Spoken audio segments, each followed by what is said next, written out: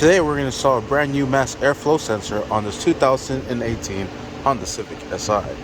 First thing we're going to do is connect the sensor right this way. There is an arrow that points this way, so you want to make sure it's going into the turbo.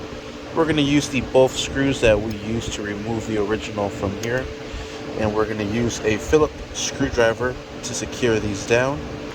Alright, and once you secure both of these down, make sure they're nice and secure down, not too tight. It is plastic. Next, what we'll do is connect the pigtail back together, and we are set.